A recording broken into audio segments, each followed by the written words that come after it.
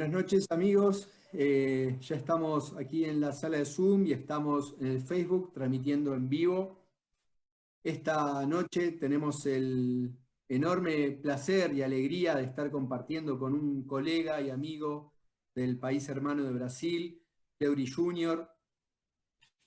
Estuve pensando, Fleury, cuando nos conocimos, ya hace algunos años.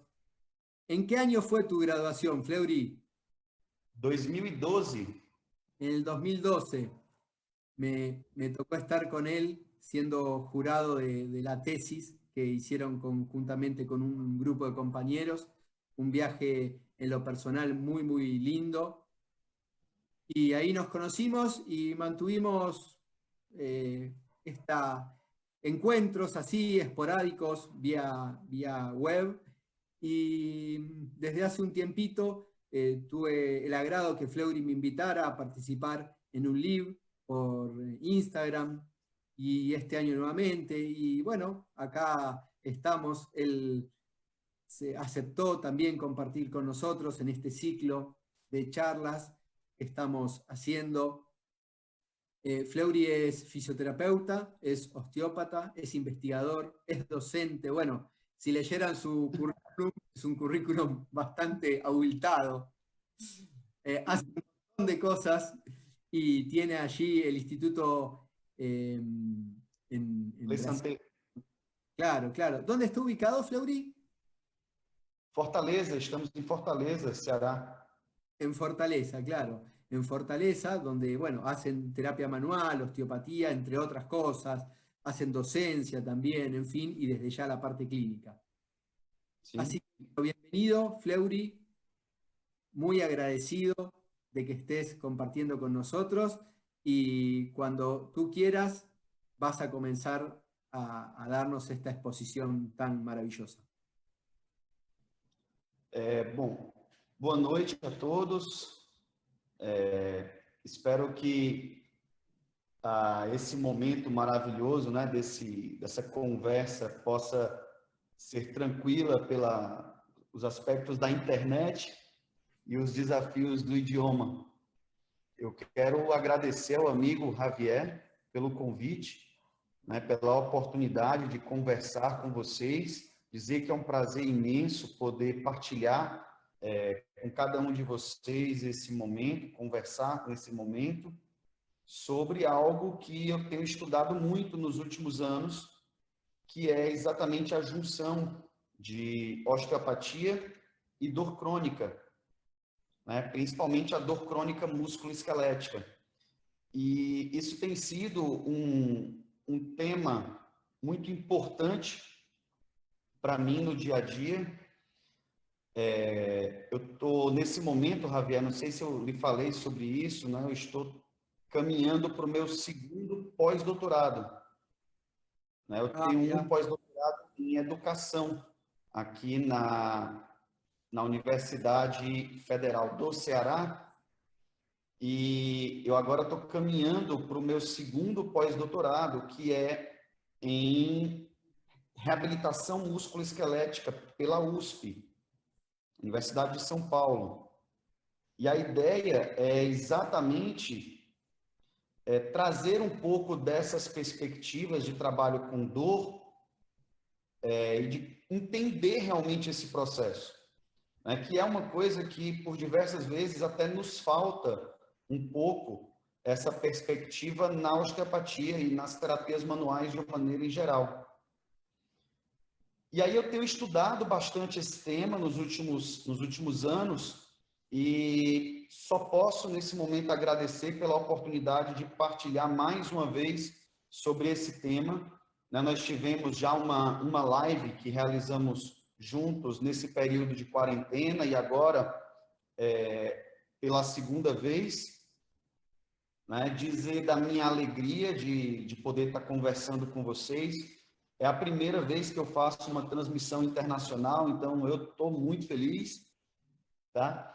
E falar desse momento, né, de como a gente pode realmente conseguir mecanismos diferentes de trabalho com o nosso paciente a partir dessa condição de entender os mecanismos de dor. A compreensão dos mecanismos de dor, ela traz para a gente um processo muito diferente, tá? Muito diferente de quando nós estamos trabalhando com o nosso paciente em uma perspectiva pontual do que uma perspectiva aberta. Pensando nisso, eu resolvi falar um pouco para vocês sobre essas perspectivas. Eu vou pedir permissão para deixar aqui dessa forma, porque eu consigo ver todo mundo aqui e fazer a organização dos slides ao mesmo tempo. Então, para mim, fica até um pouco mais tranquilo para organizar para vocês. Se ve perfecto, Fleury. Tá bom assim? Sí, perdón, se ve perfecto. Ótimo, obrigado. Então, eu queria só deixar aqui o meu agradecimento nesse momento, né, mais uma vez, ao Javier pelo convite. Obrigado mais uma vez. É a terceira vez que temos essa oportunidade juntos, né, de conversar, de trocar ideias. E dessa vez eu vou à sua casa, né? Nas outras duas você veio à minha, deu um show, e agora é a minha vez de tentar falar um pouco para vocês sobre esse tema. A Javier já falou bastante aí sobre o meu currículo, acho que já deu para compreender que a gente tenta estudar um pouquinho e trazer essas perspectivas para todos, né? E aí a ideia nesse momento é começar a entender o que nós podemos fazer com relação à compreensão das dores crônicas. Então vamos lá. Primeiro ponto, quando a gente fala sobre dor, tá? A gente tem que entender com muita clareza que aquele modelo que se tinha de dor antigamente, ele não existe mais, né? Aquele modelo de teoria das comportas isolado, aquela coisa de que a dor vem até a medula e acabou o processo, eu consigo fazer uma inibição, uma redução de percepção de dor, ou algum outro ponto relacionado, esse modelo já não existe mais. O modelo que nós temos hoje, né, e com muita clareza, é um modelo em desenvolvimento. E é um modelo que, ao que tudo indica, Javier, que a organização internacional chamada IASP, né, Associação Internacional para o Estudo da Dor, essa associação vem trabalhando esse conceito dia após dia e vem atualizando esses elementos, e isso tem sido muito importante para a gente, né? Então, assim, compreender que o processo de dor, ele inicia em um nociceptor, mas ele é percebido no córtex somatosensorial, isso aqui é muito tranquilo para a gente. A nossa pergunta é o que acontece nesse intervalo de tempo? O que acontece nesse meio termo? Como nós podemos pensar esses mecanismos com o nosso paciente? E aí é onde surge o processo de distribuição. E aí a gente começa a separar as vias de percepção de dor, tá? E aí nós temos vias centrais, por exemplo, de percepção de dor, onde nós vamos ter os tratos específicos que vão conectar áreas específicas, da sua medula até o mesencéfalo, e lá fazendo controle, por exemplo, de função autonômica, né, de nervos cranianos e vários outros pontos importantes. Nós vamos ter uma informação da medula até o tálamo, e do tálamo perceber sensações diferentes, somática, térmica e tátil, né, percepção tátil. E nós vamos ter da medula espinhal até o cerebelo, onde nós vamos ter elementos de comportamento. O cerebelo hoje ele já tem associação com comportamento também. Nós vamos ter uma percepção também voltada à questão das emoções, do equilíbrio, e todos esses elementos vêm sendo investigados também aqui. E isso é um ponto importante para a gente. Além disso, nós temos com clareza que essa dor, independente da característica dela, ela vai ter um componente emocional atrelado a ela. E essa resposta emocional, ela é importantíssima, porque ela é um dos elementos que leva o paciente para o consultório. E é o primeiro elemento que nós temos que entender e perceber no nosso dia a dia com relação a como trabalhar com ele, né? Entender que aquele paciente que tem dor crônica, ele vai chegar para você com uma irritação muito maior do que o paciente normal. O paciente com dor aguda, por várias vezes, ele vem com sofrimento. O paciente com dor crônica, por várias vezes, ele vem com irritação, um pouco de raiva, um pouco de sentimentos de conflito, né? Isso é muito forte no paciente com dor crônica, em função dos hormônios e das adaptações hormonais. E aí, pensando um pouco nesses hormônios e nessas adaptações hormonais, a gente começa a ver que a tríade de resposta de dor, ela é real. Nós temos uma resposta de sistema nervoso autônomo, uma resposta endócrina e uma resposta comportamental. O paciente com dor crônica, ele vai apresentar esses três elementos com muita clareza, né? Isso vai ser muito fácil para a gente de identificar no dia a dia, inclusive. Essa percepção de dor desse paciente, ela é um ponto importantíssimo para a gente, porque nós conseguimos trabalhar em pelo menos 2 desses 3 elementos, de maneira direta, né? Nós conseguimos trabalhar com resposta autonômica, fazendo regulação de sistema nervoso autônomo, nós conseguimos trabalhar com algumas respostas endócrinas, principalmente através de técnicas que possam alterar aí alguns mecanismos, alguns elementos, inclusive metabólicos, tá? E que chamam, sem dúvida alguma, a nossa atenção. E nós temos também a perspectiva de trabalhar com o comportamento a partir do toque, a partir simplesmente do toque, do contato com o nosso paciente. Esse contato, esse toque, colocar a mão no paciente para gerar uma conduta terapêutica, ele permite que nós façamos uma intervenção de comportamento.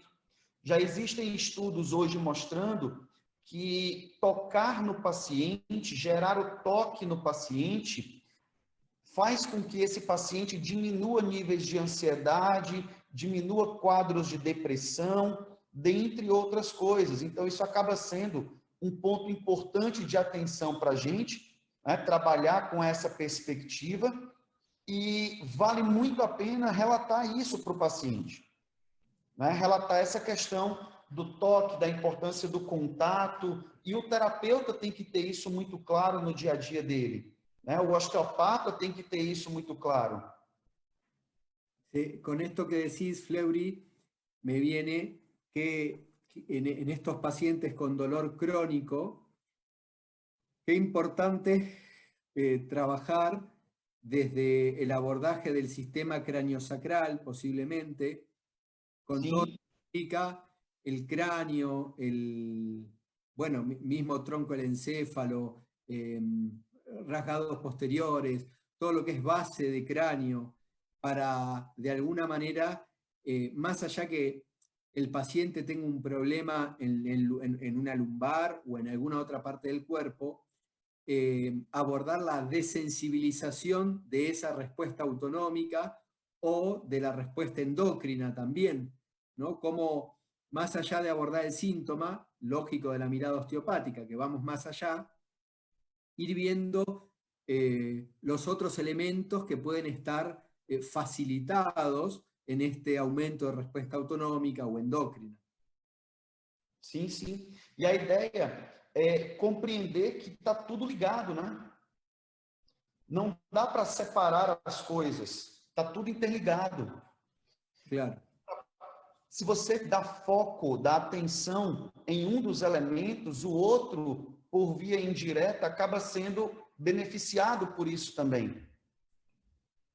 Essas vias de entrada sensoriais, elas são completamente interligadas. Isso é, inclusive, um dos desafios para a compreensão dos novos modelos de dor, né? Especialmente porque o paciente, com essa interligação, tem uma das teorias de dor que se chama, né, teoria da neurotag de dor, que ela trabalha a integração de várias áreas cerebrais. E uma vez que eu integro várias áreas cerebrais, talvez eu também tenha vários caminhos para chegar no mesmo ponto.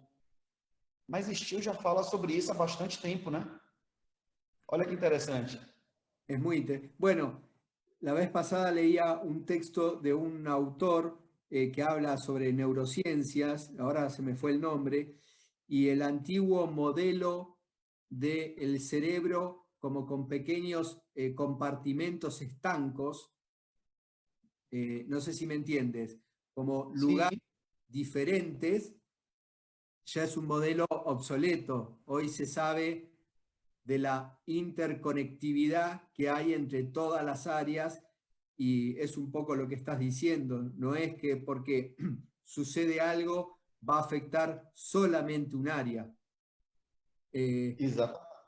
La importancia también del cuerpo calloso, interconectando ambos hemisferios y facilitando estas interconexiones entre distintas áreas del cerebro. Exatamente. E essas conexões, elas são muito fortes, né? É importante entender esse processo porque ele é muito forte, ele é muito integrado. Não tem como separar essas perspectivas. Elas são muito juntas. Trabalhar um paciente nessa perspectiva hoje é integrar, é juntar todos os pontos de cuidado que nós devemos ter com esse paciente. No sistema crânio-sacral, no sistema visceral, no sistema músculo-esquelético. E pensar no músculo esquelético hoje não é pensar somente mais na estrutura muscular. Na verdade, meio que nunca foi. Né? O Steele já traz isso muito claro para a gente, de que nós precisamos pensar no todo. E pensar no todo envolve desde dos metâmeros, das interconexões, daquilo que podemos fazer com o nosso paciente, até as respostas comportamentais dele.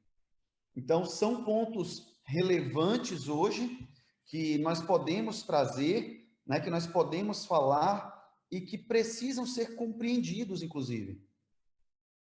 Bueno, creo que eso tiene que ver cuando nos viene un paciente con un síntoma determinado en cualquier parte del cuerpo y hacemos nuestra evaluación osteopática y muchas veces nos da a comenzar por otro lugar totalmente diferente. Y yo insisto con la frase de Rollin Becker, solo los tejidos saben, tan sabia, solo los tejidos saben, ¿no? De escuchar los tejidos y posiblemente tener que trabajar en un lugar totalmente diferente al donde está el síntoma, porque posiblemente es lo que necesita el sistema en ese momento, que es esto que estás diciendo vos, involucrado en un lugar totalmente a distancia.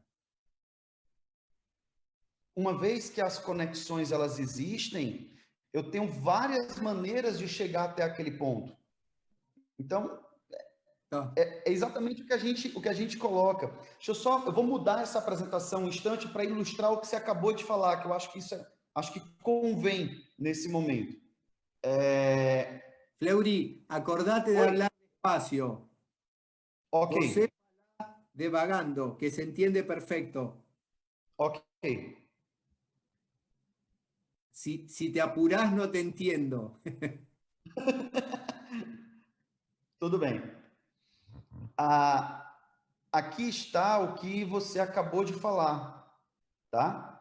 Essa percepção de dor pensada na integração. Nós temos aqui elementos clássicos de identificação da percepção de dor, que envolvem hoje o sistema modulatório descendente. Né? Quem quiser notar isso, né? É exatamente uma região intermediária que compõe a substância cinza, tá? A substância periaquidutal cinza. Nela, nós temos parte de um sistema de regulação de dor e que esse sistema de regulação de dor, ele é capaz de compreender, vamos dizer assim, o que o teu corpo sente naquele instante. Só que isso aqui está relacionado diretamente à presença ou não, inclusive, de medo de sentir a dor. Esse medo de sentir a dor está relacionado a essa área aqui específica, que é a amígdala. A amígdala, portanto, traz um pouco dessa percepção, né? Esse medo de sentir a dor, esse medo de identificar um processo que eu não sou capaz de cuidar, vamos dizer assim, e o paciente, por diversas vezes, fica com um medo excessivo, um medo muito maior do que o normal. Esse medo muito maior do que o normal, ele diz respeito a uma hiperativação de algumas áreas cerebrais. Essas áreas envolvem o córtex somatosensorial, S1 e S2, envolvem o córtex pré-frontal, que é onde a gente faz uma tomada de decisão. Nesse córtex, nesse local, é onde eu decido se aquele estímulo que eu estou recebendo, ele vai me fazer bem ou ele vai me fazer mal. Tranquilo até aqui? Tudo bom? Tá dando para entender o português? Sí, sí, si você falar despacio, se entiende. Tá tudo certo. Ok, então vamos lá. Nessa perspectiva, aquelas vias que eu mostrei agora há pouco, de integração de dor, que envolvem região de mesencéfalo, região de cerebelo e região de tálamo, trabalham totalmente conectadas. Se essas vias estão totalmente conectadas e se a resposta neurológica é global, eu preciso então saber como diminuir essa resposta global. E aí é onde o trabalho à distância entra, porque ele é capaz de ativar áreas semelhantes, tá? Em termos de percepção através dos metâmeros, com um estímulo inicial menor. Então, torna mais tolerável a resposta de dor. Tranquilo até aqui?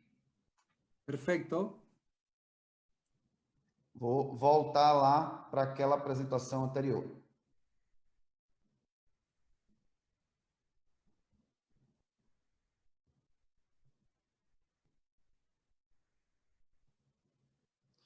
Então, pensando nisso, a minha resposta neurofisiológica, vamos pensar assim, essa resposta neurofisiológica, ela precisa estar integrada.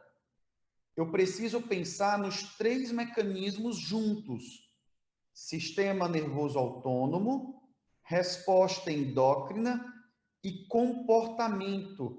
No comportamento é onde nós normalmente percebemos a dor.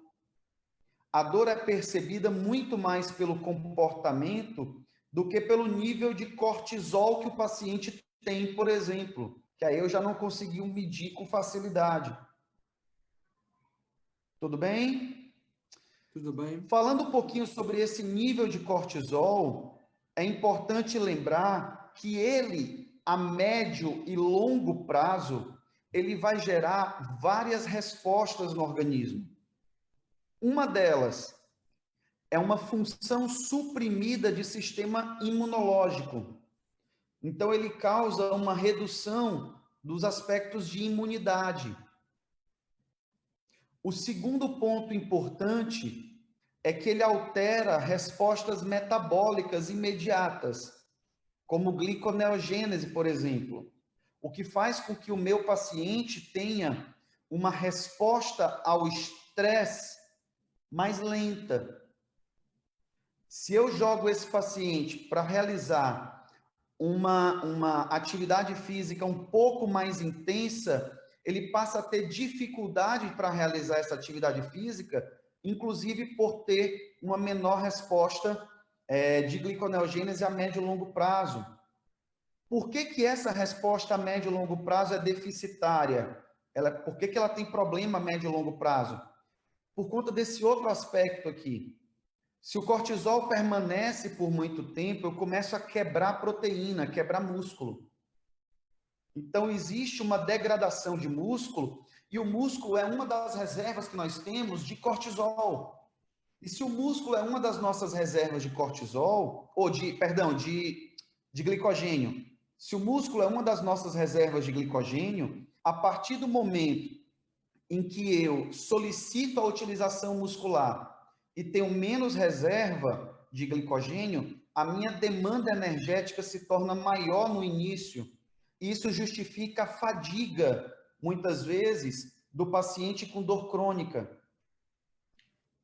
Fleury, qué interesante esto que decís y cuántas veces a los pacientes con algún dolor crónico los mandan a hacer actividad física y Sim. el paciente malinterpreta y quizás, bueno, estoy pensando, el dolor puede ser un impedimento, pero ¿cuántos pacientes hay que empiezan a hacer una actividad de alto impacto o de alta demanda energética?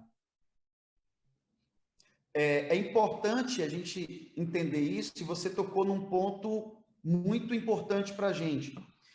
Porque, assim, o paciente com dor crônica, uma das alternativas mais importantes é a junção da terapêutica com o exercício. O exercício ele precisa fazer parte das condutas de intervenção para o paciente com dor crônica, principalmente por conta dessa perda de massa muscular aqui. Claro. Isso tem um impacto gigante nele. Yo me pregunto qué ocurre si el ejercicio es de alta intensidad. Se o exercício é de alta intensidade, ele tende a fazer um efeito rebote. Ele Claro. tende a entrar num processo que a gente chama de hoje de flare-up, né? Ele agudiza, ele tem mais dor de forma imediata. Ahora, então, é por isso os picos. Te quiero preguntar, Fleury, estas imágenes que estamos viendo también corresponden a estrés, a situaciones de estrés. Esta misma cascada que involucra los diferentes sistemas que vos estás mencionando, ¿se dan en los pacientes que están hiperestresados? Me imagino yo. E o paciente que está com um nível de estresse muito alto, se esse estresse, e aí é onde vem um ponto importante dessa conversa, se esse estresse é agudo, ele pula desse ponto direto para esse. Então, ele sai daquela condição de resposta imediata para uma alteração de sensibilidade e percepção corporal. E qual é o problema do estresse crônico? É porque há uma alteração na regulação fisiológica do estresse. O eixo hipotálamo-hipófise adrenal fica alterado no estresse crônico. E aí o nível de cortisol basal que está circulando no sangue fica muito mais alto.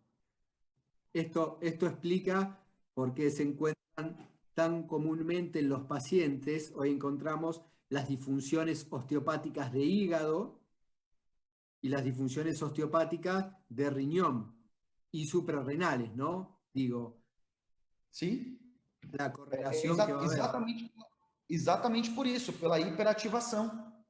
E é por isso também que a osteopatia craniana, as técnicas cranianas e viscerais, tem uma tendência muito forte a ter bons resultados aqui. Claro. Inclusive, tem estudos mostrando exatamente isso, tá? Nós temos estudos hoje que eles apontam exatamente para esse aspecto, para o uso da terapia crânio-sacral. Deixa eu mostrar aqui, vou interromper aqui esse compartilhamento e vou mostrar esse estudo que é muito legal.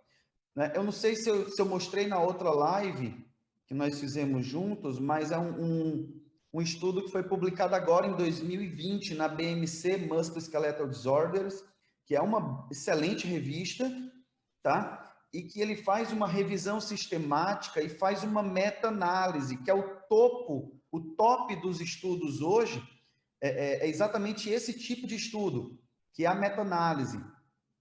Se nós pudermos hoje estudar mais lendo esse tipo de trabalho, ele direciona muito a nossa atuação, é muito legal.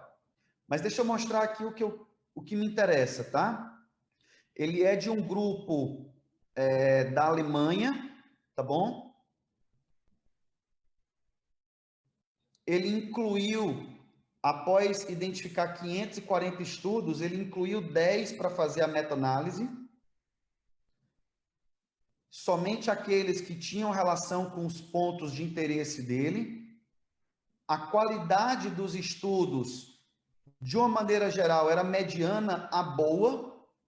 Então, tinha pouco, a maioria ou tem um risco não especificado ou um risco baixo de ter problemas na construção dos artigos, poucos problemas que foram identificados, como, por exemplo, não dá para fazer isso aqui, né? Cegar os participantes, que é quando o participante não sabe o que está acontecendo com ele. Alguns estudos tiveram dificuldade com isso.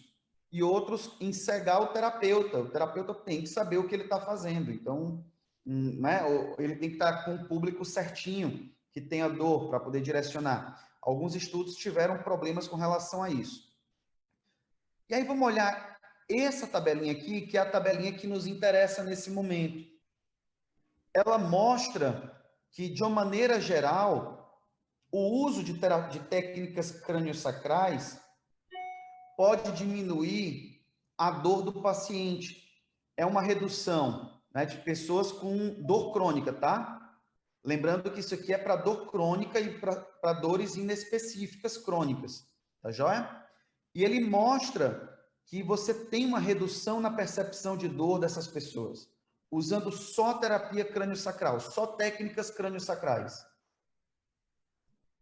Se a gente pensa em incapacidade, ele também tem uma possibilidade muito grande de ofertar melhora para esses pacientes. Inclusive em relação ao tratamento manual ativo, né, com outros padrões de técnicas ativas. Ele tem uma característica muito interessante de melhora. Eu estou chamando a atenção disso porque às vezes a gente diz assim, olha, não existe estudo com terapia crânio-sacral. Aqui, saiu agora e mostra que ela tem bom resultado, que a gente pode usar. Tá? É um efeito pequeno, mas tudo em dor crônica é efeito pequeno. Eu não tenho uma técnica milagrosa em dor crônica, é por isso que a conduta hoje, ela é inclusive chamada de multimodal, que é uma intervenção, um processo de intervenção que funciona com vários aspectos, e é meio daquilo que a gente trabalha hoje, né, Javier? É utilizar um pouco as técnicas estruturais, utilizar um pouco as técnicas funcionais, técnicas cranianas, técnicas viscerais, juntar o exercício, como você colocou agora há pouco, e essa estrutura integrada é o que a gente está chamando hoje de terapia multimodal. E isso está sendo bem interessante e bem visto na literatura também. ¿Você quería falar alguna cosa? Sí, me llama la atención, Fleury, es un poco también, mientras que vos hablabas y mostrabas este estudio tan interesante, que me venía esta palabra. Nosotros no tratamos patologías, tratamos pacientes, tratamos personas, perdón, quiero decir, no tratamos patología, no es un dolor crónico, sino es una persona de carne y hueso, y que muchas veces la magia de la atención osteopática es poder comprender cómo atender a esa persona. Y recuerdo ahora el caso de una paciente que, si me permitís contarlo, porque creo que vale a lo que estás hablando, es una señora que había perdido a su marido, a su compañero, y venía por un dolor crónico en la mano, en su mano, como una fascitis de palmar. y estuvo casi 45 minutos de la consulta hablando y se puso a llorar, y ella lo que me decía es que con esa mano agarraba por la noche a su esposo que había muerto. Y bueno, y lo que me viene, vos decías técnicas estructurales, técnicas faciales, cráneo sacral. Bueno, en ese momento la tuve que escuchar, porque casi no me quedó otra opción. Y la escuché, no es que la tuve, ¿no? La terapia fue terapia de oído, de escucharla. Y yo le dije, bueno, lo que deberías hacer es soltarlo y permitirle que él pueda irse también. Anecdóticamente, como era una persona conocida, no volvió a consultarme, pero tiempo después me la encontré en una reunión fuera del consultorio, me miró y me dijo, tenías razón con respecto a esto de soltarlo, porque cuando ella hizo su duelo y su proceso, el dolor de la mano sin tratamiento desapareció, sin tratamiento nuestro. Entonces, qué bien lo que estás diciendo, cómo tenemos que adecuar la terapéutica a cada paciente. Y me permití compartir esta anécdota porque en este caso fue escucharla, la terapêutica. Sim. Aquele slide anterior que falava de comportamento. Claro. A gente mostrou comportamento. Eu preciso claro. mudar comportamento de me abrir, de falar, de colocar para fora o que me incomoda. Isso é comportamento também. Claro. Claro. Né? Acho que você foi muito feliz na colocação e na conduta com a paciente. Né? E obteve, sim, um excelente resultado com ela, com outras habilidades, né, do profissional. E não só a habilidade manual. Claro. A habilidade de entender o processo, né, de ter uma ativação aí de neurônio espelho, de empatia, que é um processo importante para o terapeuta também. Eu deixei nesse ponto aqui, Javier, para chamar a atenção para um aspecto bem interessante, porque ele mostra assim, o maior ponto de melhora da terapia crânio-sacral foi na percepção de melhora do paciente. Olha que engraçado. Mais do que em dor, mais do que em incapacidade, mais do que em qualquer qualidade de vida, na melhora percebida do paciente, foi o ponto mais importante. E a terapia crânio-sacral ela é muito superior em relação ao controle, porque é uma escala que vai até 5. Então, você está chegando aqui numa proporção interessante dessa escala de aproximadamente 30%. Né? Você tem aqui uma melhora média de 1,3, que pode chegar de 0,93, né? Mais ou menos aí 17%, até 30% de melhora para o paciente. Então, 30 e poucos por cento de melhora. É um ponto importante para considerar. É uma melhora importante para considerar. Né? Então, a melhora percebida, ela deve ser um elemento, inclusive, para o terapeuta usar no consultório.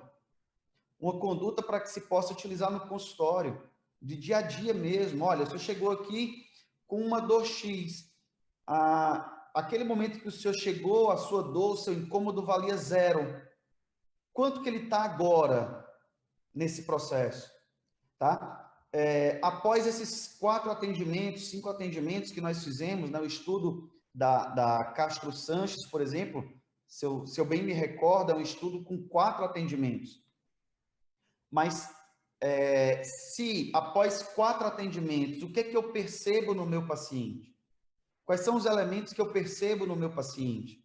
E olha que interessante, porque a gente consegue identificar que o paciente com dor crônica, ele tem uma rigidez, às vezes, até maior de mudança de hábitos. É um paciente que você diz, olha, eu preciso do exercício. E você fala com ele no primeiro dia e ele não faz. E você fala com ele no segundo, ele ainda não fez. E você fala com ele no terceiro, ele tentou um pouquinho, mas aí desistiu. E é um paciente que você precisa acompanhar mais de perto, porque às vezes ele tem uma dificuldade com essas mudanças do dia a dia dele muito grande, principalmente pelo medo da dor que a gente falou agora há pouco, né? O medo de sentir um mecanismo doloroso que nós falamos agora há pouco, e isso é um ponto importante para a gente. Sí, y qué difícil es a veces con estos pacientes con dolor crónico, toda la cuestión, como mencionábamos antes, emocional, que muchas veces los lleva a estos estados de ansiedad o hasta de aislamiento, de depresión. Y a veces no, vos decís que hay que ir acompañándolos y quizás si no ven un cambio en una primer consulta, ya desisten del tratamiento porque venían buscando que casi milagrosamente se genere una modificación. Y a veces, si bien uno les explica que va a llevar tiempo, dolores crónicos de 15, 20, 30 evolución, me ha tocado ver en el consultorio, hay pacientes que pretenden que en una consulta se les vaya el dolor. Qué, qué,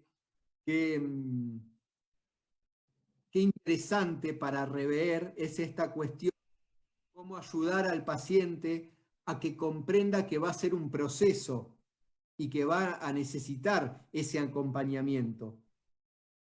No sé si te ha pasado esto que llega un paciente y como no encuentra resolución, se abandona el tratamiento. En una sesión, ¿no? Me refiero. Sim, não tem milagre em dor crônica. Não dá para ter milagre em dor crônica. A gente precisa trabalhar passo a passo, Claro. ponto a ponto, né? E isso é um aspecto importante para se falar, porque esse tipo de paciente, o paciente que tem dor crônica, só para deixar claro aqui que talvez alguém, né, não saiba, a nova classificação de dor crônica, né, que foi relatada aí pela IASP, ela envolve aquela dor que permanece com o indivíduo, né, permanece com o paciente por um período superior a 3 meses, né, 12 semanas, após o período de remoção da doença, o período da história natural da doença. Então, assim, eu quebrei a perna, vou ter um exemplo aqui. Quebrei a perna, ok, quebrou a perna. O paciente quebrou a perna e normalmente com 90 dias, 120 dias, essa perna já deveria estar, né, consolidada e praticamente sem dor, considerando o tratamento. Mas após esse período, o paciente continua com dor. Então, isso já é considerado aí, né, se esse período posterior chegar em 3 meses, a gente já considera isso com dor crônica. Claro. Então, essa definição hoje, ela às vezes é um pouco escorregadia, às vezes, porque o paciente diz, olha, eu tenho dor há um mês, é crônica. Não é crônica. Tá? Dores recentes não são classificadas como crônica. E a dor crônica, ela agora tem uma nomenclatura e é considerada uma patologia pela classificação de doenças, a CID-11. A CID-11 traz um código para dor crônica. Então, dor crônica hoje é uma doença, e uma doença que tem um impacto muito grande na população mundial, seja ela qual tipo de dor crônica for. Mas a dor crônica, ela é hoje uma doença mundial. ¿Y tenés la información de, seguro que sí, de qué partes son las más afectadas con dolor crónico? ¿Qué partes del cuerpo? Back pain. Primeiro lugar, coluna lombar. Primeiro lugar no mundo é coluna lombar. Depois nós temos cervical. né? Pescoço.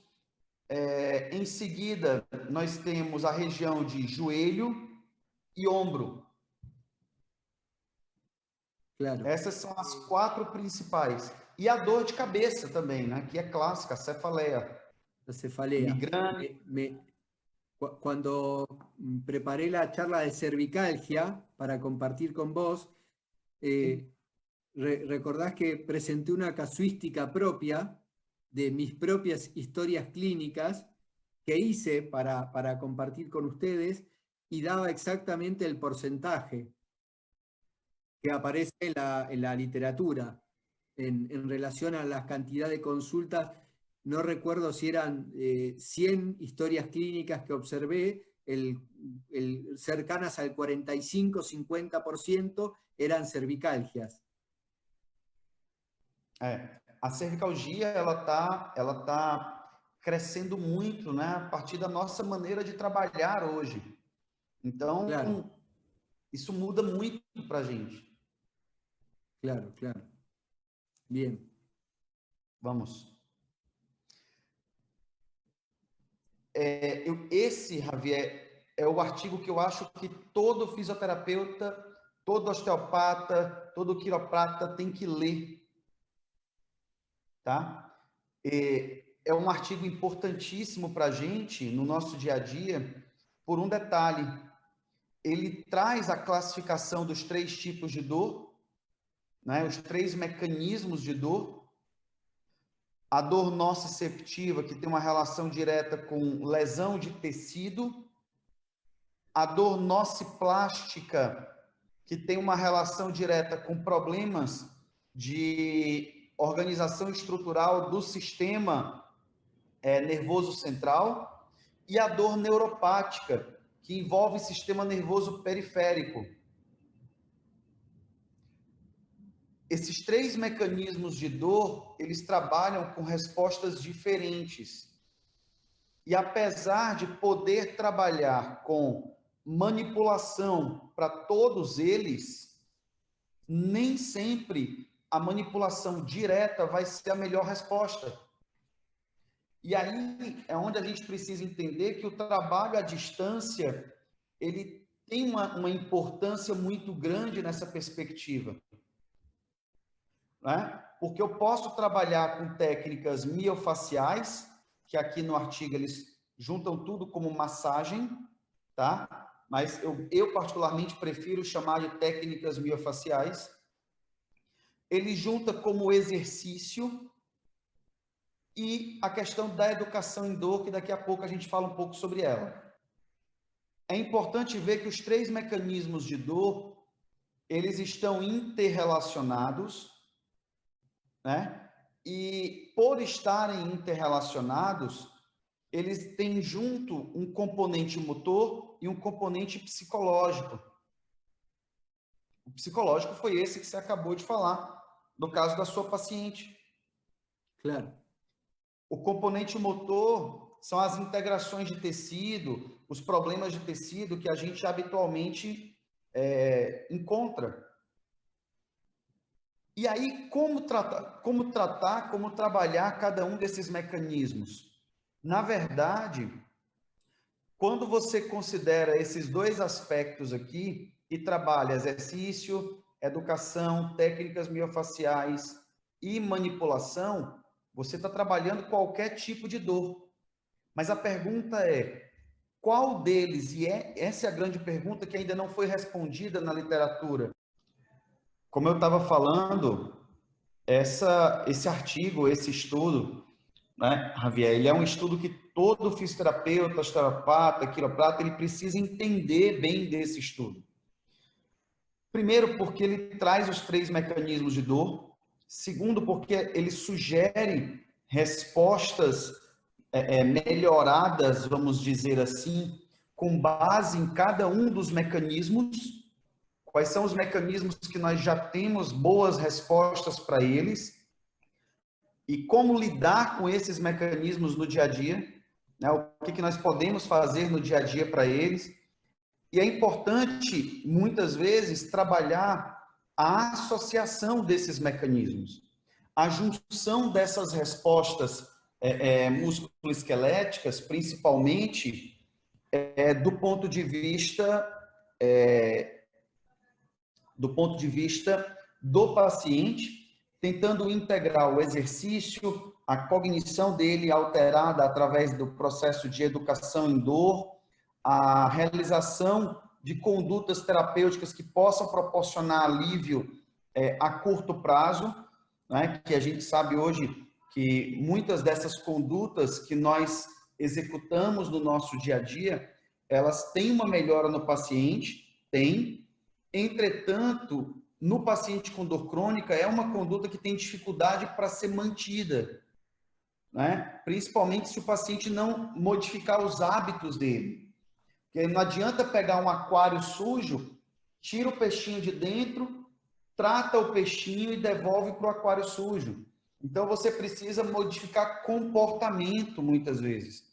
E modificar comportamento é difícil, porque envolve criar novos hábitos. E aí é onde entra o exercício na perspectiva de um hábito novo. Aí é onde entra a educação. Aquele paciente que diz, eu estou com dor hoje, eu não vou sair da cama. É o contrário. Se você está com dor, você tem que levantar e se mexer. Se ela é uma dor musculoesquelética, ela melhora ao longo do dia, né? Normalmente, esse é o padrão de mais de 95% das dores musculoesqueléticas, dores crônicas. Elas começam o dia ruim, elas melhoram ao longo do dia.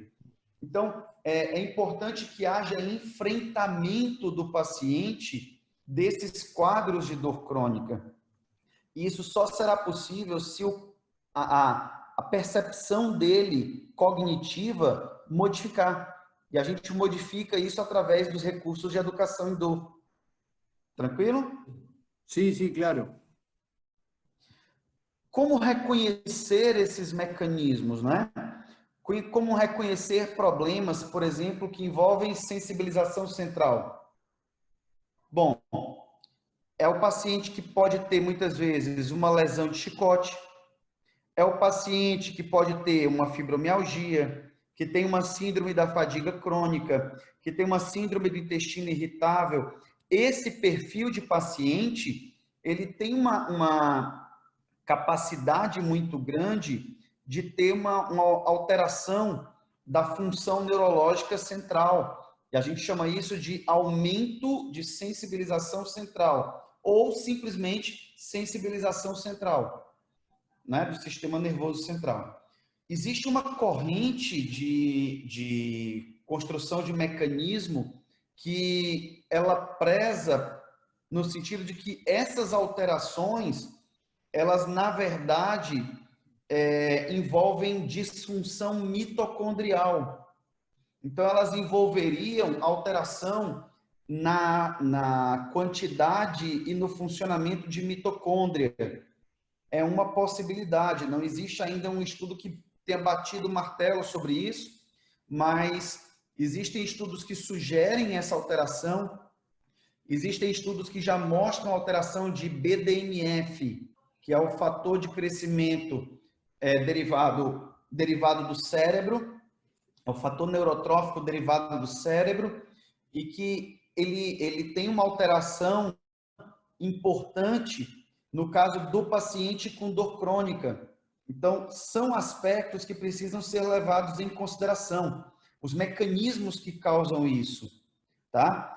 E aí eu vou chamar a atenção para outros casos, esses 4 aqui são clássicos de pacientes que têm sensibilização central, mas existem outros casos, como, por exemplo, o paciente que tem dor lombar. Dentro dos pacientes que têm dor lombar, eu posso ter um grupo que tem a sensibilização central. Então, a maneira de tratar aquele grupo, aquele paciente que tem sensibilização central, é diferente da maneira de tratar o paciente que tem uma dor lombar nociceptiva, mecânica. Por isso que, às vezes, você diz, tá, eu tratei esse paciente que tinha uma dor lombar com a manipulação e deu certo. Mas o outro paciente que tinha um quadro muito parecido e que eu usei a manipulação, não deu certo. Talvez porque o mecanismo de dor era diferente. Então, a prioridade naquele mecanismo não era para manipulação. Talvez a prioridade fosse para tecidos moles. talvez a prioridade fosse para sistema visceral, talvez a prioridade fosse para sistemas indiretos de tratamento. E não os sistemas diretos, e não o sistema estrutural. Né? Daí a importância de ver de novo o todo, né? E trazer essa visão do todo para o osteopata. Como é que eu posso, Javier, acho que isso é até meio que uma rotina, esse é um artigo que tem 10 anos que ele foi publicado, um artigo bem interessante, mas como identificar se o meu paciente tem características de sensibilização central, né? O primeiro ponto é saber se ele tem aumento de sensibilidade dos sentidos. Por exemplo, o senhor fica irritado com a luz com facilidade, né? Tem aumento de sensibilidade com a luz, tem aumento de sensibilidade com o cheiro, com o sabor, com o toque, aquele paciente que não gosta que peguem nele, né?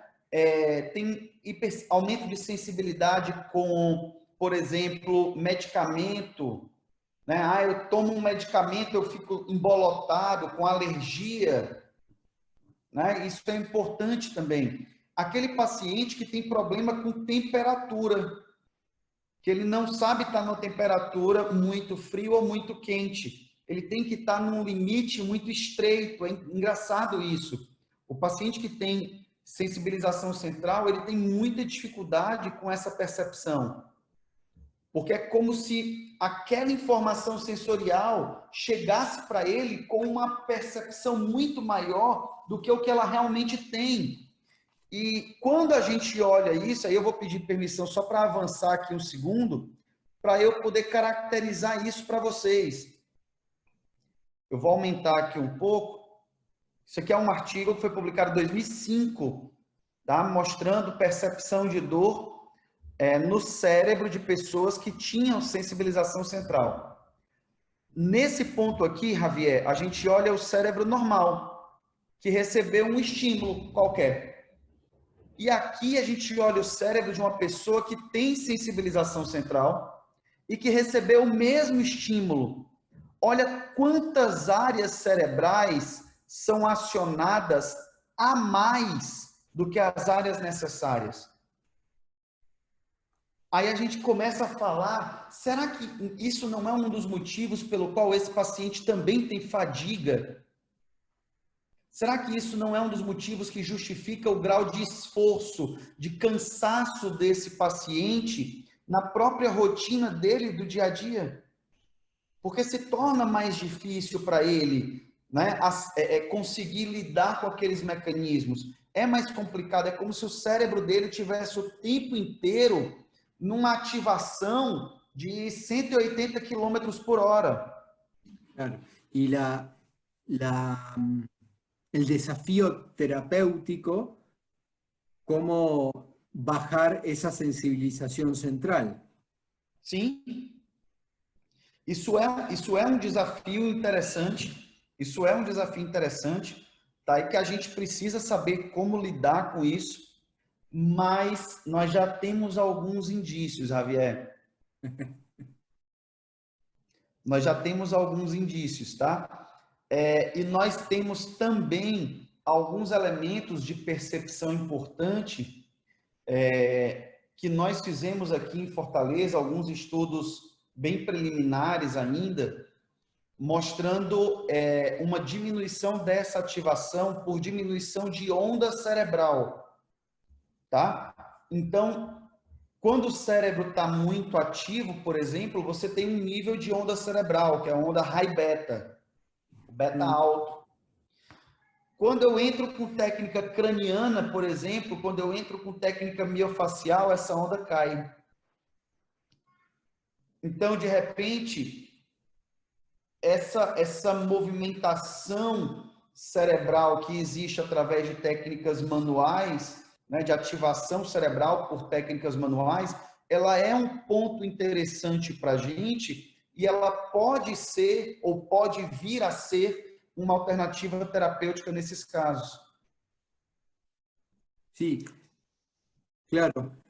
A mí me venía, cuando mencionaste el artículo sobre el sistema craniosacral, precisamente esto, cómo lograr esa desensibilización central o por qué el sistema craniosacral se demuestra efectivo para este tipo de pacientes con dolor crónico. Sim. Evidentemente está actuando a este nivel.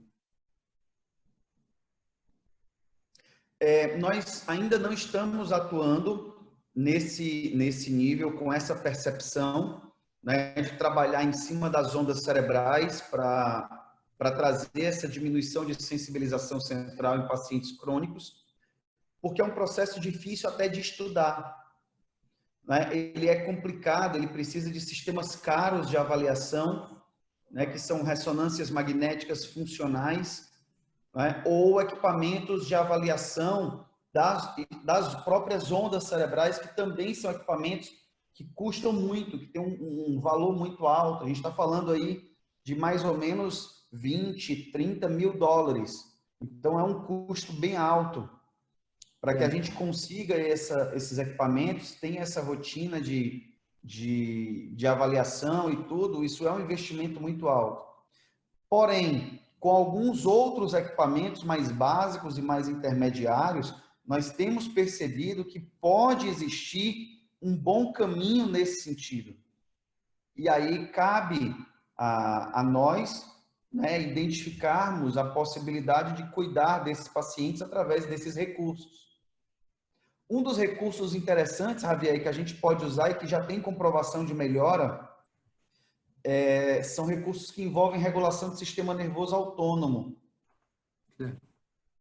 Então, por exemplo, nós temos hoje técnicas que atuam no sistema nervoso autônomo e que muitas vezes com uma faixa, um reloginho específico, você consegue acompanhar o batimento cardíaco, né? Tem equipamentos hoje que já fazem isso, o EM-Wave é um deles, né? Eu não sei se você conhece, mas esse equipamento ele mede em tempo real o funcionamento cardiovascular e ele é um sensorzinho que você coloca na orelha do paciente, coloca na orelha, prega na roupa, ele vai para o teu telefone e você acompanha em tempo real o batimento cardíaco do paciente.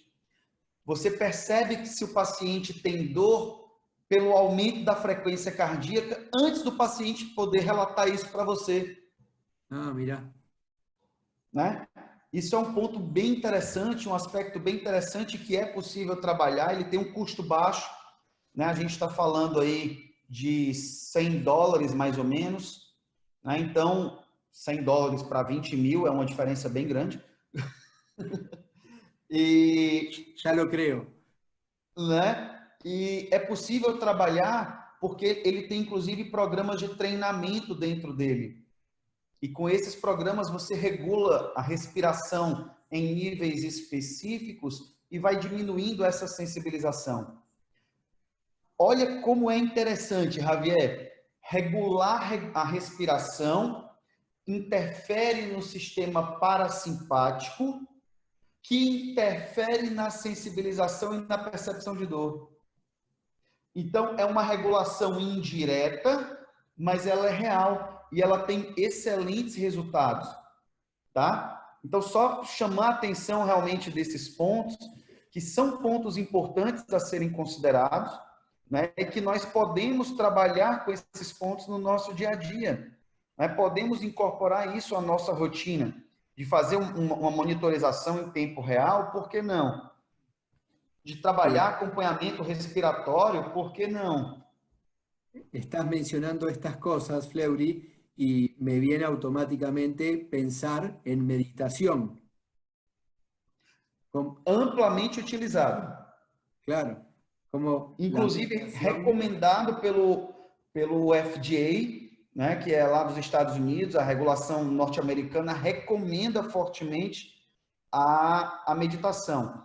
A IASP hoje, Javier, ela tem um grupo de trabalho chamado Body and Mind, que trabalha especificamente esse tipo de elemento, e eles têm um direcionamento muito forte para a questão da meditação. muito forte mesmo. E tem sido amplamente utilizada no dia a dia. Claro, claro, claro. Pode ser uma alternativa, inclusive, para trabalhar com os pacientes, né, como sugestão para os pacientes executarem no dia a dia deles, principalmente pacientes com dor crônica. E aí aqui mostrar que às vezes as pessoas dizem, olha, você não tem estudo que mostra que a osteopatia, as técnicas osteopáticas trabalham dor crônica. Desculpa, mentira, a gente tem estudo que mostra que tem resultado sim. Então, aqui a gente mostra que a osteopatia, as técnicas de manipulação e mobilização, elas melhoram, por exemplo, dor lombar crônica, tá? Isso que já está caracterizado na literatura. Elas melhoram não só o processo de dor, utilizando técnicas e tratamento osteopático geral mesmo, né? Também, de novo, um artigo aqui da BMC, Musculoskeletal Disorders, que mostra isso, mostra uma melhora de 15% aproximadamente dos pacientes, podendo chegar a 25%, e que é um ponto importante desses resultados. É uma evidência de qualidade moderada, então tem uma força já considerável para se falar. A gente está falando aqui de quase 400 pacientes avaliados em todos os estudos, então isso tem uma representatividade importante, considerando o tratamento osteopático geral, né? Uma manipulação, um tratamento manipulativo osteopático, não é uma questão pontual, né? É uma condição diferente. Então, isso existe, é real e a gente tem bons resultados nessa perspectiva. Da mesma maneira, se a gente olhar essas condições, se a gente olhar essas condições agora para quadros como osteoartrite, por exemplo, de joelho, nós temos a mesma perspectiva. Então, em dores nociceptivas, que é um exemplo delas, é a osteoartrite, em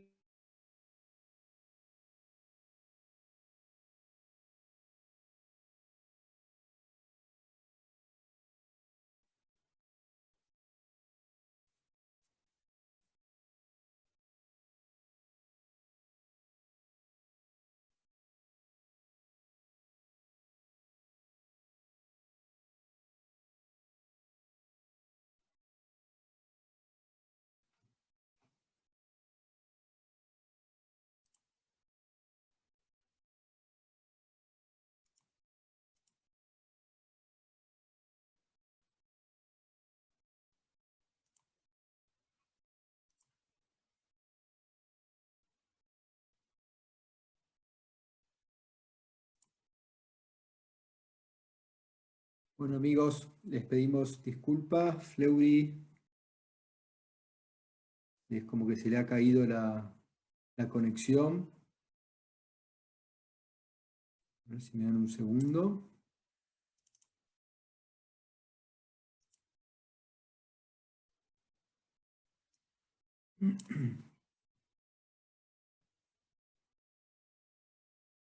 Javier, ¿estás transmitiendo por Live? No, nunca se Ok. ejecutó. Bueno, están Simone y Ahí, Galaxia 20 persiguiendo este percance. Entonces, el día de mañana se pueden cortar estos espacios también. No, sí, no hay sí, problema. claro. Lo que me extraña es que Fleury figura conectado, pero se quedó sin nada, sin video y sin micrófono. Sí, eso es porque está teniendo un lapso de desconexión y si no lo recupera, se le va a desconectar completamente el Zoom y tendrá que volver a entrar. Ah, Pero perfecto. Bueno, vamos ahí a esperarlo un momentito. Pedimos disculpas. Ahí estamos. foi só eu que caí? Sí, sí, sí. Te fuiste vos solo. Mas, gente, como pode? Vamos, Perdão, vamos a terminarla, Fleury, vamos a terminarla. Vamos, vai dar certo, vai dar certo. Tá? Então, só reforçando aqui o que a gente estava falando naquele momento, né, que já temos evidências hoje de que a osteopatia, o tratamento com técnicas de terapias manuais, os recursos manipulativos, eles são favoráveis, inclusive em relação ao exercício, que é hoje o padrão mais alto de conduta. Olha que interessante, a gente não está falando disso aqui comparado a outra resposta. Eu estou comparando as técnicas manuais com o exercício, que é hoje o melhor padrão de resposta para osteoartrite. E as técnicas manuais têm uma resposta favorável em relação ao exercício, né? O uso de técnicas miofaciais, o uso de técnicas manipulativas, que envolvem diretamente essas condutas. Só um parênteses, né, Javier? Às vezes as pessoas não têm uma rotina de pesquisa de artigos, né? Isso acaba complicando um pouco, mas para deixar assim bem claro, a literatura é bem confusa quando quer utilizar um mecanismo ou uma técnica ou uma conduta. Ela tem muita dificuldade de deixar claro que aquilo, por exemplo, que aquela manipulação ela é da osteopatia, ou ela é da quiropraxia, ou ela é da fisioterapia. Então, eles optam muitas vezes por usar o método e não o vínculo. Então, é importante deixar claro isso, que utilizar aqui o termo terapia manual ortopédica talvez seja o mesmo mecanismo de utilizar a osteopatia, tá? No que diz respeito à conduta que foi usada, né? Técnicas miofaciais, técnicas articulares. Então, quando a gente tem que olhar o processo de conduta muitas vezes, né? E isso é um ponto importante.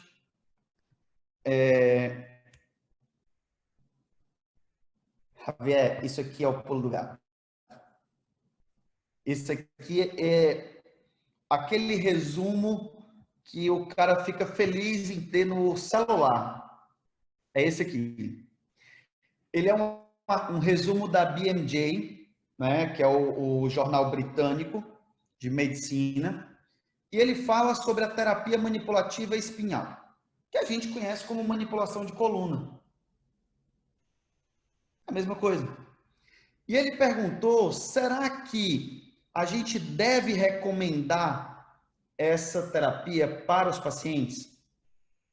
Será que o meu paciente pode estar utilizando? E será que ela é diferente de outras terapias que já são recomendadas? Eu quero chamar a atenção para dois aspectos. E aí, né, quem não sabe ler uma meta-análise vai aprender agora em 2 minutos, tá bom? Vamos olhar aqui. Aqui a gente tem uma linha central, que é o 0, tá? E você tem uma média de diferença, né, em percentual aqui que está sendo identificado, percentual do intervalo de confiança. Então, aqui a gente tem uma melhora à esquerda para o grupo de manipulação, à direita para o grupo das terapias que já são recomendadas para o tratamento da coluna.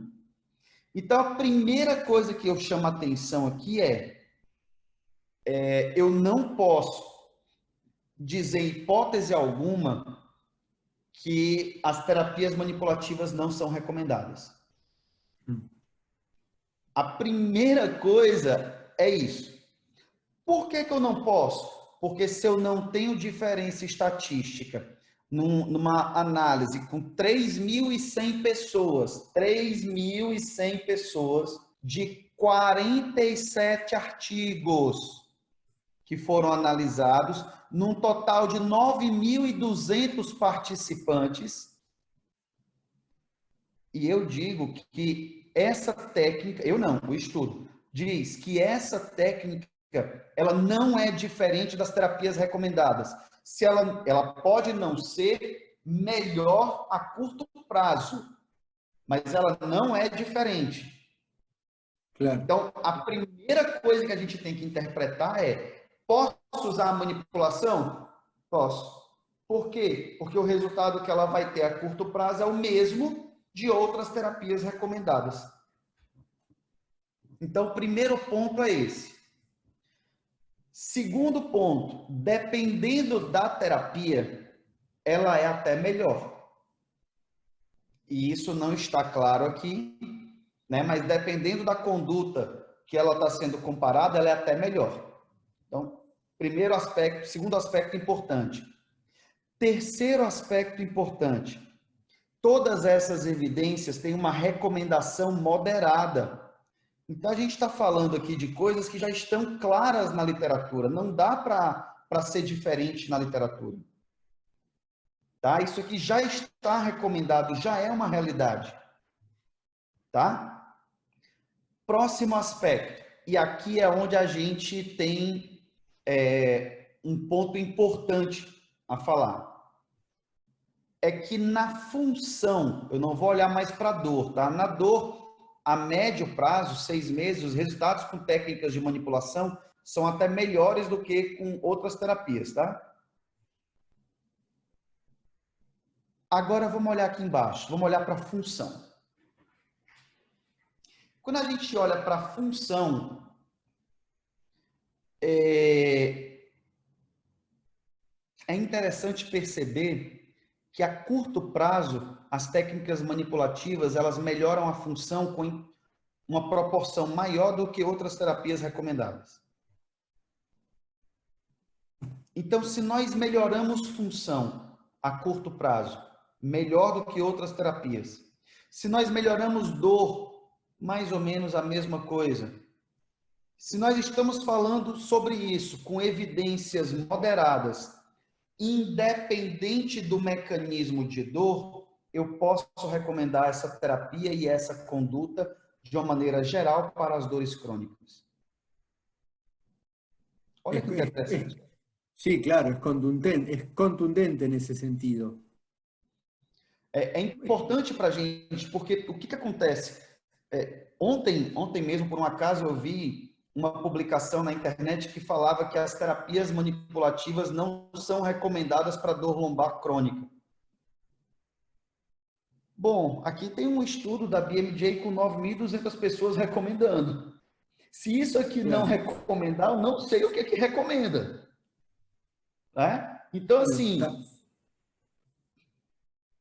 Né? Sí, claro. As pessoas às vezes têm que ter um pouco mais de critério para os processos até de recomendação, né? E isso é um ponto importantíssimo para o nosso dia a dia.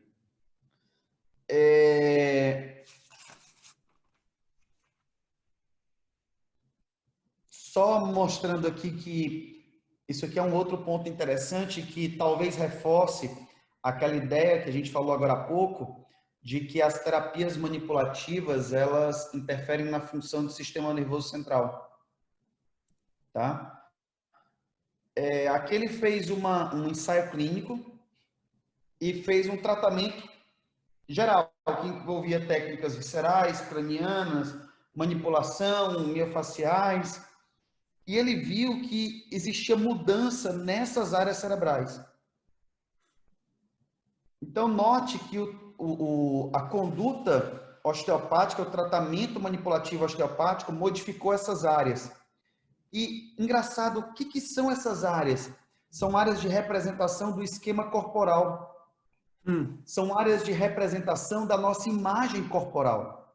Então, é como se eu pegasse a minha imagem corporal, deletasse e deixasse o meu corpo construir uma nova. Olha que loucura que é isso, cara.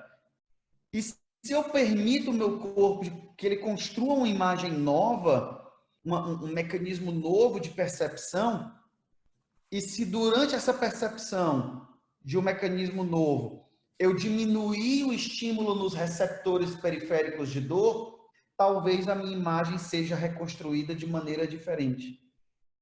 Bueno, me quedo con lo que decías del otro artículo, que el sistema craneosacral mejoraba la percepción de los pacientes con respecto al dolor crónico.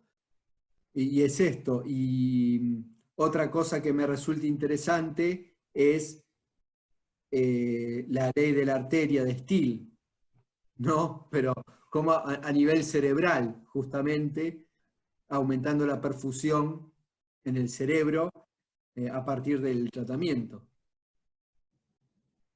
Isso é um ponto muito bacana, porque se você modifica a perfusão cerebral com técnicas osteopáticas gerais,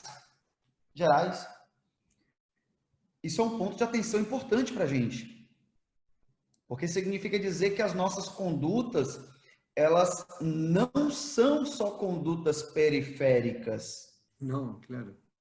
E aí, Javier, é muito interessante porque o nosso novo modelo de pensar a osteopatia, ele não envolve mais somente a disfunção da articulação naquele processo, mas tudo que está integrado com aquela articulação, inclusive as áreas de S1 e S2 que eu mostrei naquela imagem, naquele artigo anterior. Então, todos esses pontos são pontos fundamentais para a gente no dia de hoje e que precisam ser incorporados, percebidos e direcionados dentro de uma conduta mais global até. Es que debemos, o la gente, porque yo creo que lo comprendo y tú también, comprender que cada vez que tomamos contacto con el cuerpo del otro, siempre estamos con una respuesta sistémica.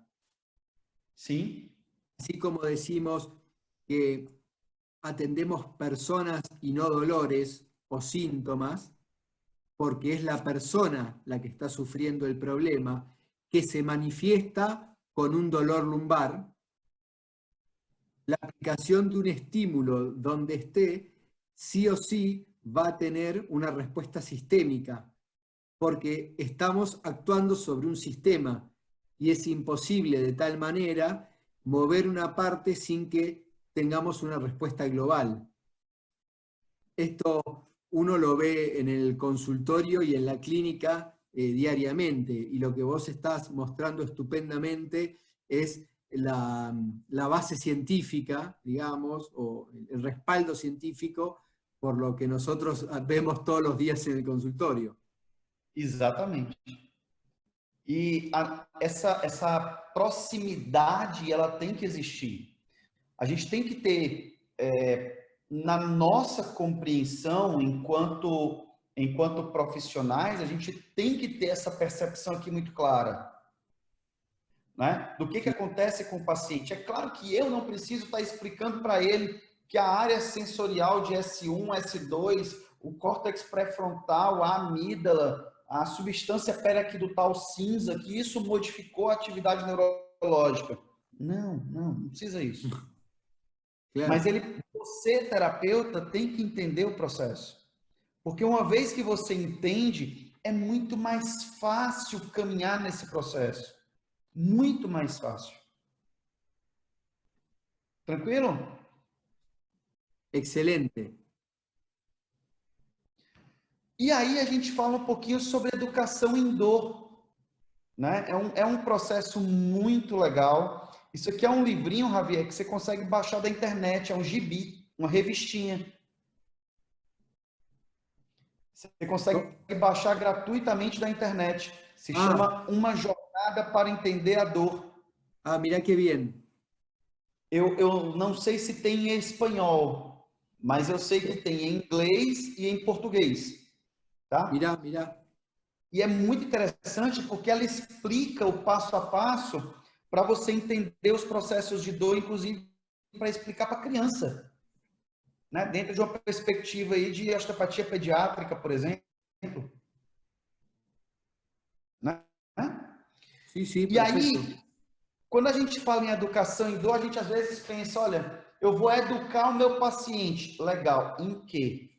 O que você vai dizer para ele nesse processo de educação?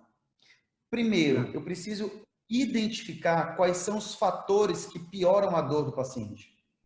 Primeira pergunta é essa. A sua dor piora quando? Piora quando você está no trabalho, piora quando você está sentado, piora quando você está no exercício, piora quando você está sob estresse, piora quando você está relaxado, Piora de madrugada quando você está deitado em casa dormindo? Quando piora a sua dor? Quais são os elementos que te levam a ter um aumento, um flare-up dessa informação de dor? Segundo ponto, o paciente tem que entender o que passa por ele. Então, nesse momento, talvez aquele modelo de que, às vezes, o terapeuta, às vezes, ele gosta muito de ter aquele modelo de coluna que tem uma bola vermelha de hérnia de disco saindo da lombar, né? E aí você mostra aquele negócio, o paciente toma um susto vendo aquela bola saindo da coluna dele, e talvez aquilo não seja o melhor mecanismo para mostrar para o paciente. Talvez seja interessante pensar em outras estratégias para isso. De repente explicar, olha, tem uma mudança na sua percepção, na sua informação de dor, e a gente precisa fazer com que o seu cérebro reconheça agora a dor na intensidade que ele deveria reconhecer. Então, de maneira bem simples, eu expliquei o que é a dor nociplástica. Eu não precisei entrar em detalhes de substância peraquidutal, de alteração do sistema modulatório descendente. Então, para o meu paciente, eu preciso ser mais sucinto, mais claro, mais brando até na fala. Essa relação aqui, que é o terceiro tópico, Javier, ela é importantíssima, que é a relação de confiança entre o terapeuta e o paciente. Se o paciente não confiar em você, ele não permite que você execute as técnicas. Es uno de los puntos cruciales, ¿no? Cómo establecer una relación de confianza y a veces en poco tiempo. ¿Sí? Para lograr que el paciente confíe y luego se perpetúe en el tratamiento. Isso é um aspecto importantíssimo para o dia a dia. Importantíssimo. Outro ponto. Você precisa mudar os hábitos que pioram a dor. Como assim?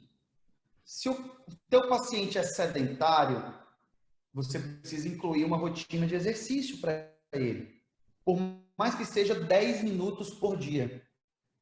Porque aqueles 10 minutos vão estimular uma função cerebral, vai estimular o BDNF que a gente falou lá atrás, vai estimular a biogênese mitocondrial que a gente falou lá atrás, vai mudar a função cerebral, vai mudar a onda cerebral e gerar uma resposta neurofisiológica melhor.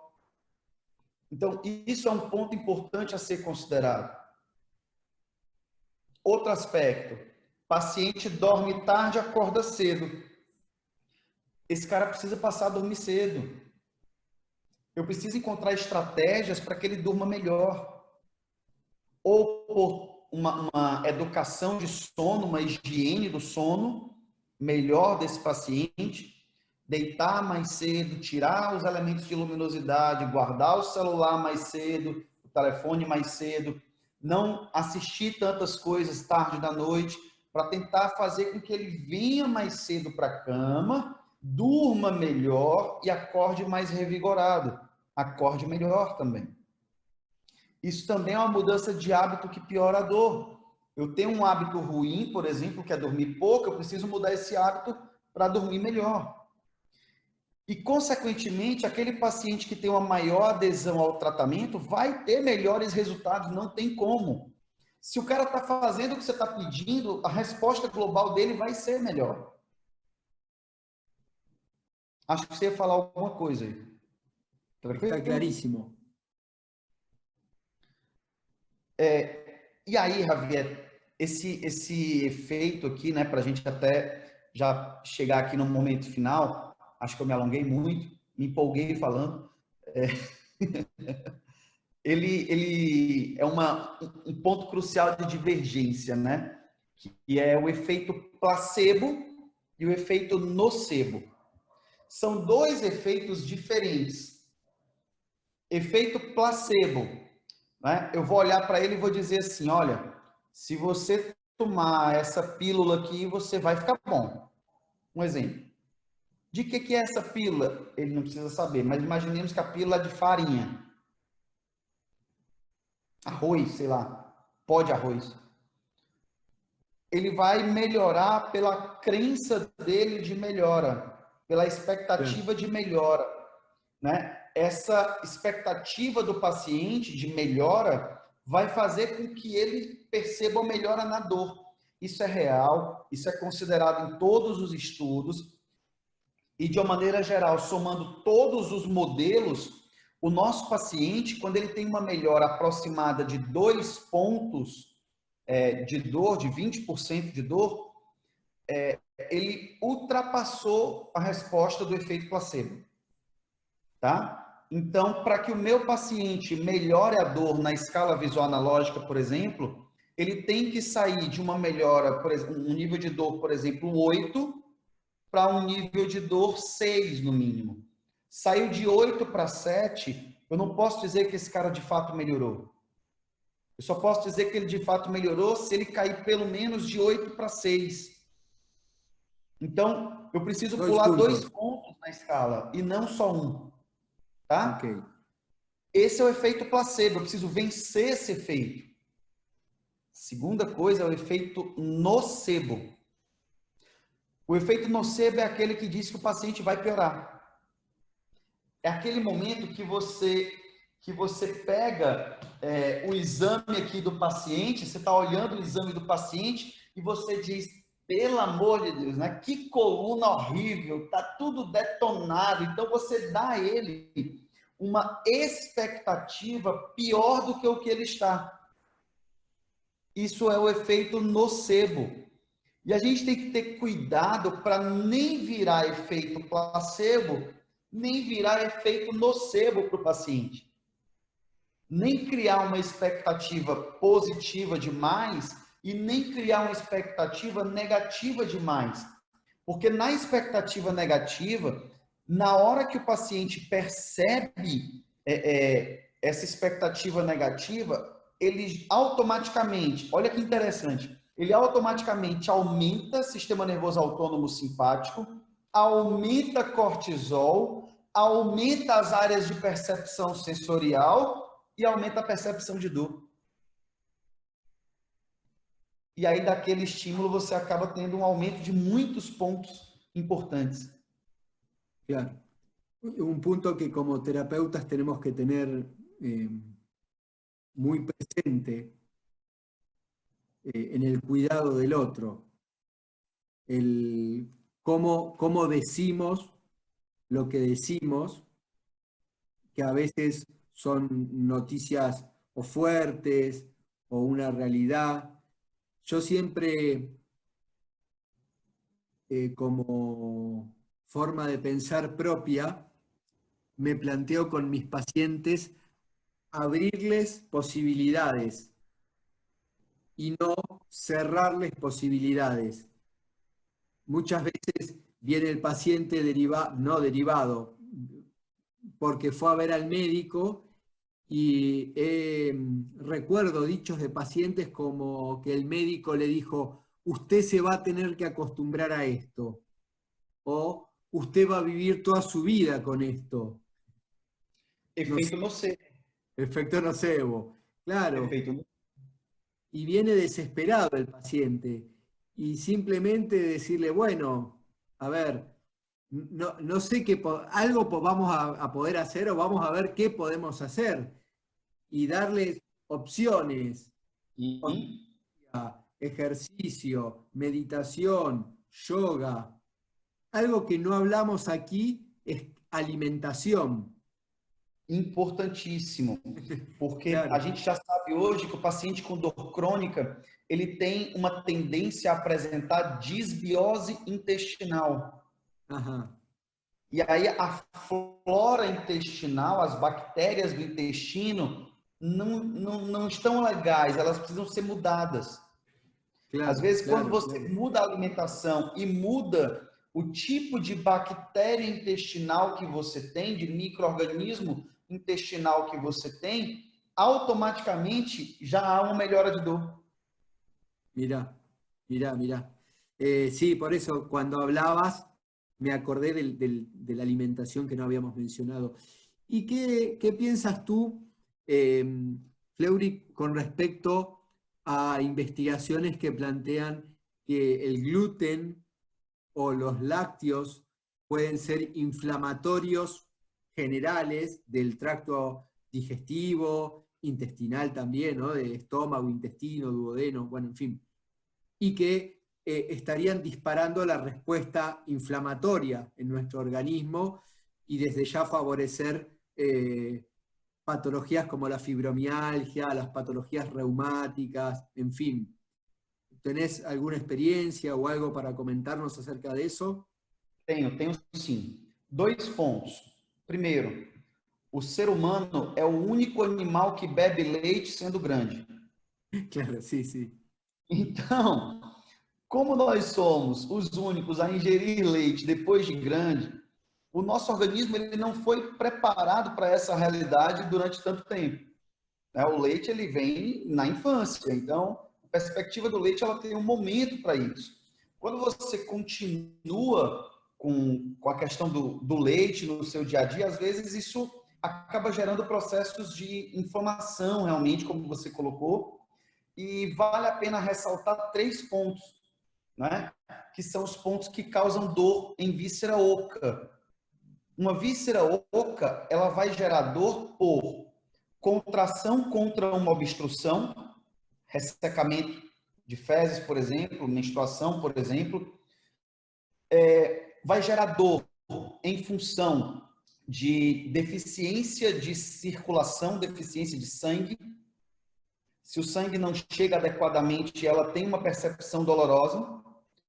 E o terceiro ponto, que é o ponto clássico da intolerância à lactose, né, do problema com os lácteos, como você colocou, é a distensão da víscera. O paciente, quando ele tem intolerância à lactose, quando ele tem dificuldade com a lactose, ele produz muito gás. E essa produção excessiva de gás distende a víscera e provoca dor. E se não provocar dor, pelo menos sensibiliza os receptores periféricos e já torna aquela informação muito mais fácil de ser ativada. Y de lo que estás diciendo, se me ocurre si eso podría participar de una sensibilización central también, mantenido en el tiempo, esos receptores en estiramiento durante muchos años, estamos hablando, cómo eso puede facilitar, ¿no? lo que estuvimos hablando antes. Interessante que você acabou falando sobre esse ponto aqui, ó, que é a síndrome do intestino irritável. Ah, mirá. E que ela é clássica da sensibilização central, né? Ela é um ponto relacionado à sensibilização central. Então,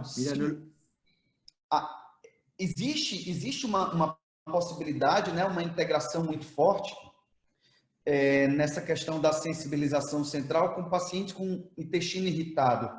E aí o intestino pode estar irritado por vários motivos, pelo leite, pelo glúten, enfim, por vários pontos. A gente só precisa entender que a irritação do intestino é um sintoma. A gente tem que saber qual é a causa dessa irritação. A causa da irritação é a alimentação. Vamos mudar a alimentação. A causa da irritação é uma alteração, é uma alteração de função, é uma alteração de motilidade, de mobilidade visceral. Vamos trabalhar para melhorar mobilidade e motilidade visceral. Claro, claro. Sí, sí. No lo había visto en este. Eu acho que eu passei rápido. Entre uma queda e outra. Está bien, está clarísimo.